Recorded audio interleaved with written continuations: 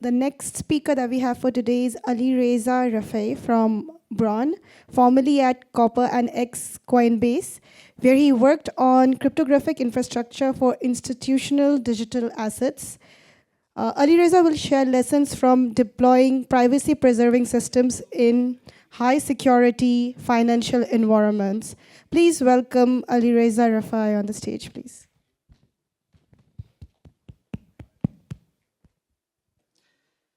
Okay, so this talk is about a cryptography library that we will soon be open sourcing.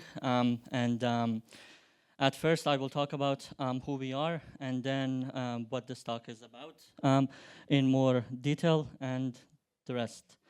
So we are Braun Crypto. These are the people that worked on this library. Well, I worked on this library at Braun, before that at Copper. And this thing used to be forked from a library that we worked on at Coinbase. And yeah. So Braun is basically an MPC-based wallet. Braun basically gives you the features that you would have otherwise needed custodial providers, but this is basically for everyone. So for example, you have this, for example, seedless recovery thing. You have a policy engine, you have staking, and you have the rest of the fancy stuff that previously you couldn't have worked with if you weren't a large institution. And the MPC setting of Braun is 2 of 3, where one shard is being held by the client, 1 shard is being held by Braun, and 1 shard is being held by the disaster recovery party, which we called trusted third party, and I believe Silence Lab is one of them as well. Basically, client and Braun make a transaction, sign a signature, and if the client loses their shard, the trusted third party and Braun will basically recover the key and allow the loser of the key to recover the key. Yeah. So this talk is basically about cryptography engineering. A sufficiently knowledgeable cryptographer will not learn any theory from this talk. Basically what we are trying to say is that doing cryptography engineering in a modern way is tricky. It has changed a lot in the past decade, and it requires a different mentality than what you would have otherwise gained in academia. And yeah, this talk is basically about the real-life issues, lessons learned, and the design decision that went into this cryptography library. First issue is the reusability. Reusability issue has 2 aspects. One of them is in academia, and the other one is actually in code. I will briefly go over the academic stuff. So basically, any random cryptography paper that has a high enough number of citations that you pick, it basically looks like a book that basically teaches everything from scratch. So like, for example, you can see that in a threshold signature setting. You have you have basically a textbook style description of Pedersen commitment or like Shamir secret sharing and whatnot. And this is, of course, for a practitioner is a problem, because practitioner doesn't have enough context that say, after this year when they wanted to describe Shamir secret sharing, T was the degree of the polynomial, and before that, T minus 1 was the degree of polynomial. And all of these are bug-inducing, and trust me, people have these bugs, even if they don't admit it. But anyway, in the code, it is actually a lot easier to describe this reusability issue. So you don't actually need to be able to read this code, but this code is from Rust Crypto, which is the fast RSA decryption. You can basically see that the CRT stuff, which allow you to do fast decryption, is inlined. And this is a problem, because what if you actually wanted to do threshold RSA, and you would need to do multi-prime RSA?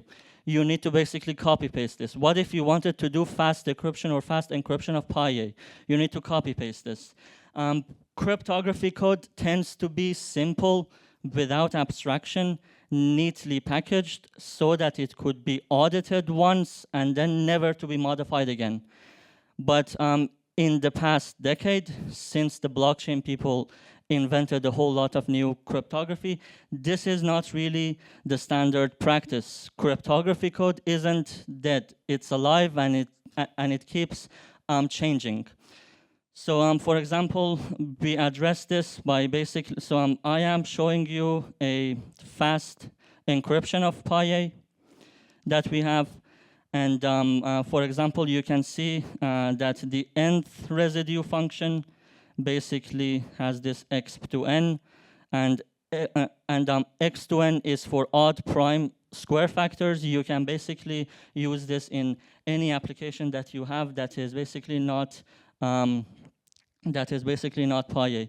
And you might want to say why you have an x to n and not just modular exponentiation, and that is because there is a further optimization that you can do with your exponent if you are basically doing the x to n thing. So this was one example. This is a second example. I think this is from the open source code from DFNS. So for the purpose of this talk, should I assume that everyone here knows what Sigma protocol is? Okay, so what's a Sigma protocol? Quickly, Sigma protocol is a 3-round protocol: prover, verifier. Prover sends a message, verifier sends a message, prover sends a message back. Prover proves knowledge of something. This is called honest verifier Sigma protocol. And there is this keyword that you keep hearing, fiat shamir, which basically converts this 3-round protocol into a non-interactive one, which basically prover just sends a message and proves that he knows things. Fiat shamir also makes it to be complete zero knowledge, not honest verifier, but that's a separate issue. Anyway, if you want to define your Sigma protocols, traditionally you basically implement every single protocol separately. You manually do fiat shamir. You manually hash everything together, and this basically results in a lot of duplicated code. Whereas if I show you a test that we have, we basically initialize the Sigma protocol. We basically make it non-interactive with randomized fishlin. So imagine that you no longer want to use fiat shamir. Imagine that you want to do OR composition, then you have to do randomized fishlin. Imagine that you want to use Rafiei passes stuff for whatever reason. Imagine you want to do something other than fiat shamir. This is just a single line of code. So what is our solution to this reusability thing? Is abstraction. Again, cryptography code has this distinct lack of abstraction, and we make it more complex by adding more and more abstraction. So we have a stateless interface here for any Sigma protocol. So it is reasonable for any Sigma protocol to define compute prover commitment, compute prover response, run simulator, special soundness, blah, blah, blah. So anyone can just implement this and then automatically make it non-interactive with whatever compiler that they want, or compose it in parallel, do and or whatever composition that they want. Furthermore, we can build interfaces over these. So we have these Maurer protocol. So it turns out that Maurer protocol is a Sigma protocol that works on group commit and that works on group homomorphisms, and it turns out a lot of Sigma protocols are special cases of this one. For example, Schnorr-Dilog proof, or Chomp-Pedersen discrete equality proof, or proof of nth root modulo n to the power of 2.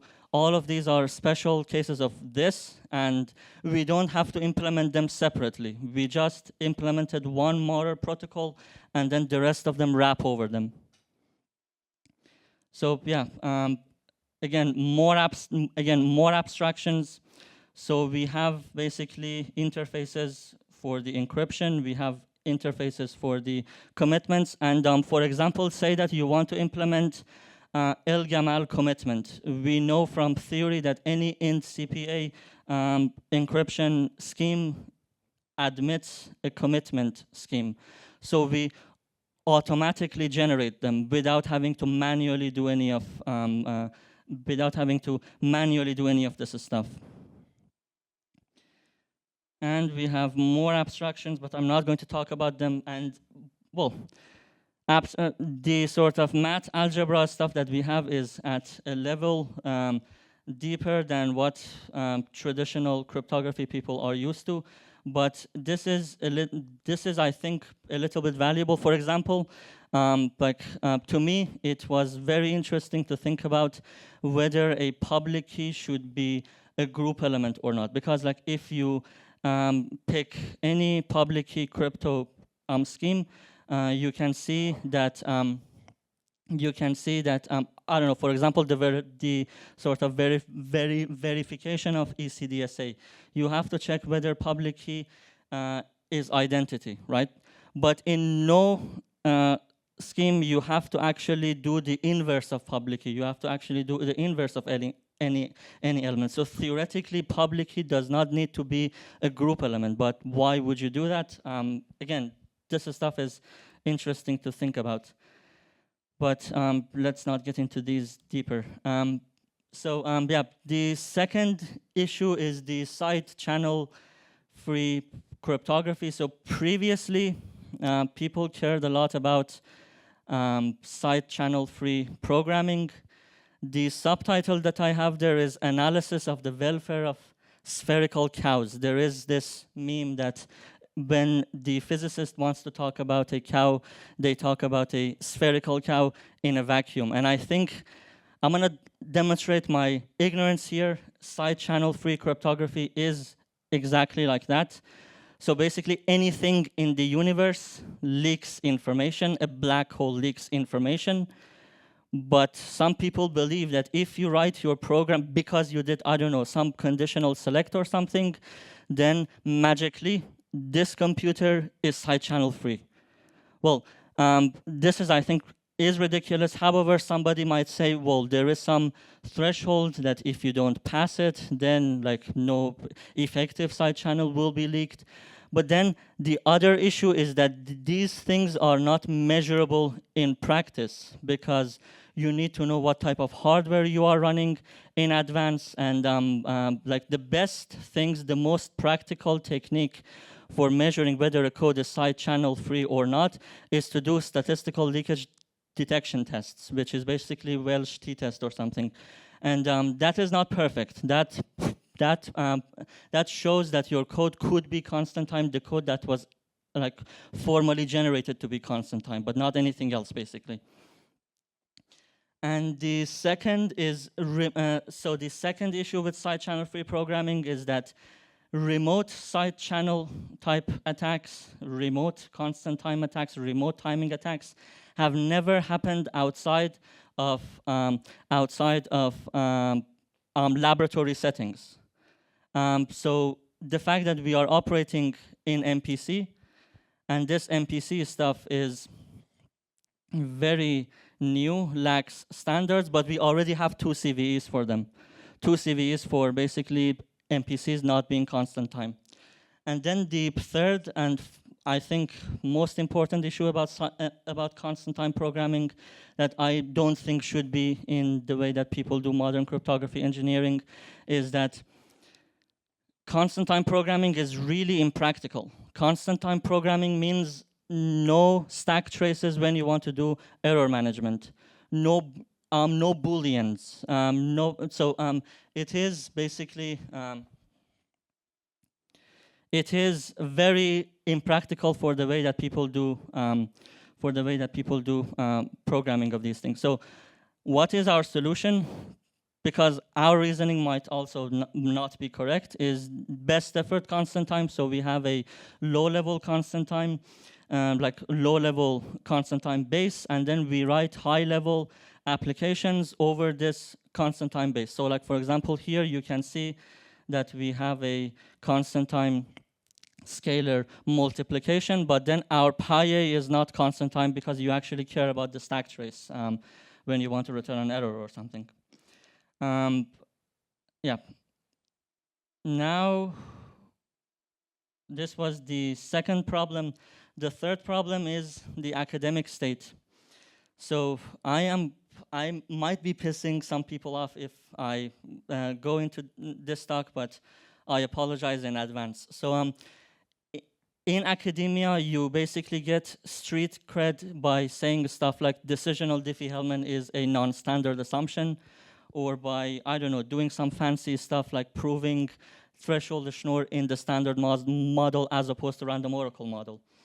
All of this is fine, but say that I am a practitioner and I go to my boss and say, I don't like BLS because, well, BLS is like algebraic group model this or pairing crypto that. The only reasonable answer here is to shut up and do your job because we need BLS. So there needs to be some flexibility when it comes to reading and accepting papers to be applied in the. How can I go next? Yeah. Okay. Yeah, so with that in mind, these are some of the problems that we had when we wanted to basically read papers. It's actually a curious thing. If you look into the cryptography literature, you are not able to find DKG in no honest majority. At least I wasn't able to find anything before the year 2020 something. Because in the past, when the most important stuff happened, people cared about robustness. So this has some implication. Like, for example, I think this is from Zingo. And we had this question from an auditor as well. So, they basically did their threshold BLS instead of using the original paper from Boldireva in 2002, 2003, they used another paper, which is arguably worse because it can only work for short public key and like some other stuff, simply because that paper was said BLS in no honest majority. Whereas if they just asked the authors would have said, yeah, their paper is can work for no honest majority, and the reason that they said honest majority was for the DKG.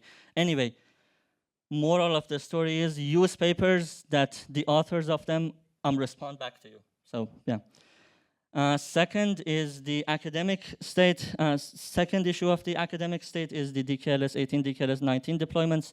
So DKLS is an amazing protocol that we went to production with at Coinbase at first, and then at Copper, and then here at Braun.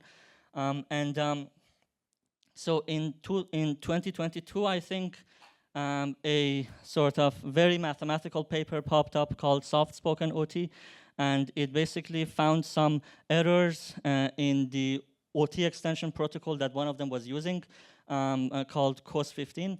And so within the span of a few weeks, DKLS 18 and 19 deployers found their protocols to be disproven, proven, disproven, reproven, and then disproven again.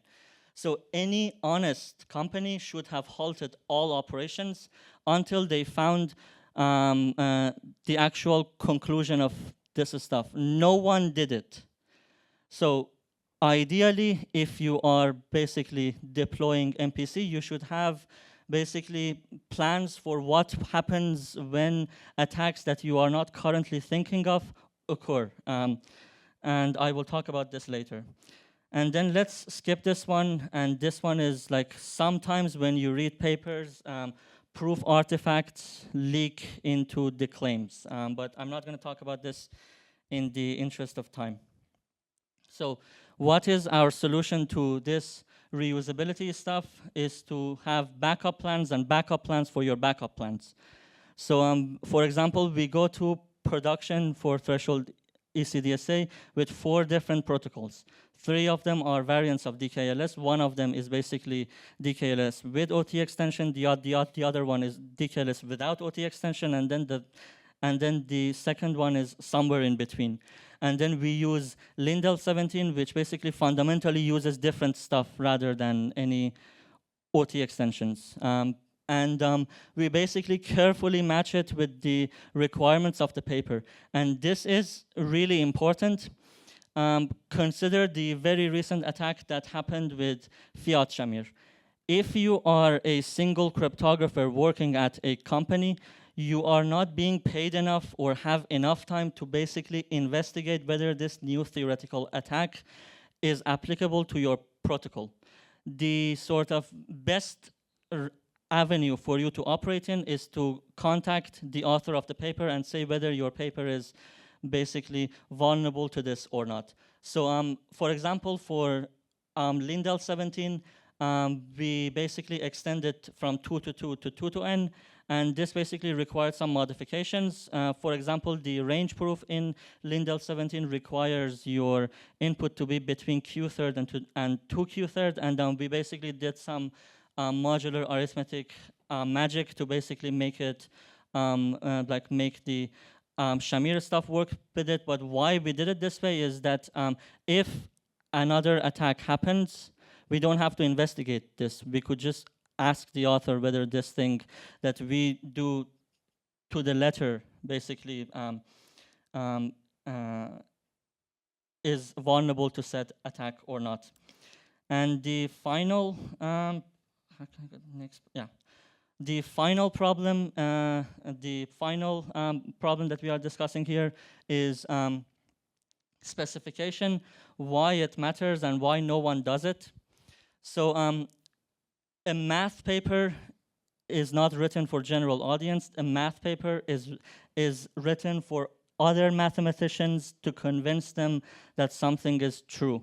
Cryptography paper is not written for practitioners or for general audience. It is written for other cryptographers or their PhD students who basically review those papers to convince them that this is true. It is not for practitioners. It is often lacking in key steps that practitioners need to fill in. So it is ideal that we have a spec for the thing that we are trying to implement. Why no one does it? It's because no one basically likes to comment their code. And this is basically based on experience. So both at Coinbase and at Copper, we had LaTeX-based specifications. This is like an image of what we had at Copper. It's like 70-something pages long, and this is I think this is actually the only place that you can find the soft-spoken algorithm written in a single page. You can see that changing this monstrosity is not going to be easy.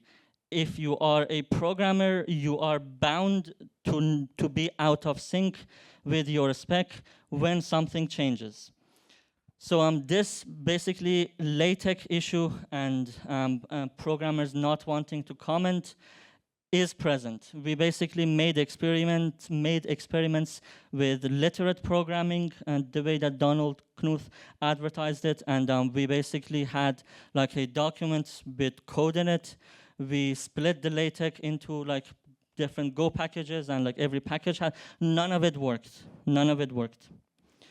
And second is that specs, even the modern specs, don't tend to have test vectors, and test vectors are one of the limited things that a practitioner can know whether their thing is correct or not.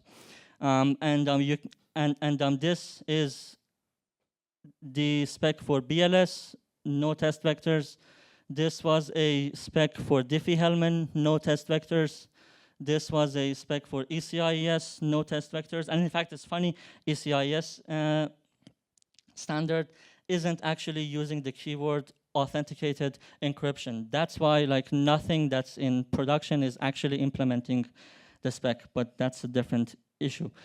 So what's our solution to both of these things? This is, I'm not sure this is gonna work. This is an experiment, but this is, we have, similar to the ML people, we write our specifications inside of Sage notebooks, And Python is sufficiently pseudocode-like that you wouldn't have a problem reading this PyA decrypt, even if you don't know what PyA is. And you basically can follow the math.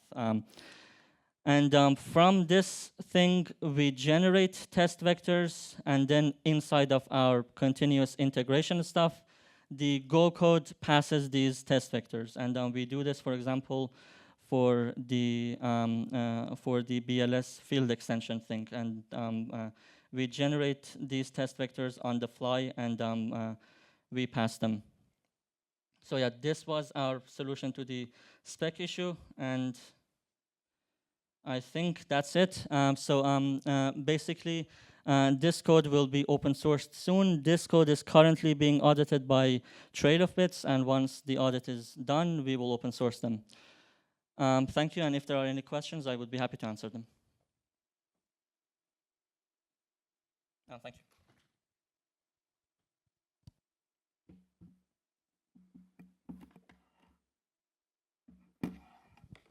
Sorry, just a quick question. What open source license are you using for your code? I don't think that's not my department. That's the legal department. I think well, Apache, but I'm not sure. Okay, Apache's a great answer. Thank you.